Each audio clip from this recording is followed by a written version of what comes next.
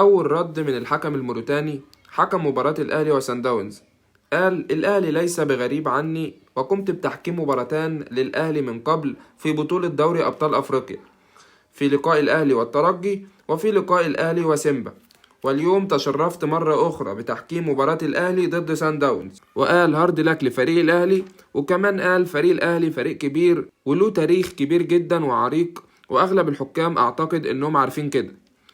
واعترض الجهاز الفني لسان داونز على عدم احتسابه لركلة جزاء، وقالوا بأنها ركلة جزاء صحيح، ولكن عدت إلى الفار وثبت لي أنها ليست ركلة جزاء، وتعاملت مع المباراة بحيادية، وأعتقد أن المباراة خالية من أي أخطاء تحكيمية.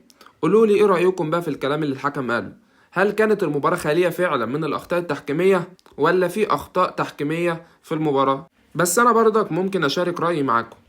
أعتقد إن آخر كورة في المباراة اللي وسام أبو علي كان رايح بيها انفراد جت في إيد اللاعب المدافع، دي بس النقطة اللي أنا كنت حابب أشارك رأيي فيها.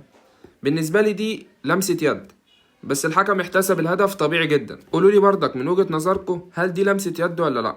وبس كده، كان معاكم الكابتن، واشوفكم في فيديو جديد. مع السلامة.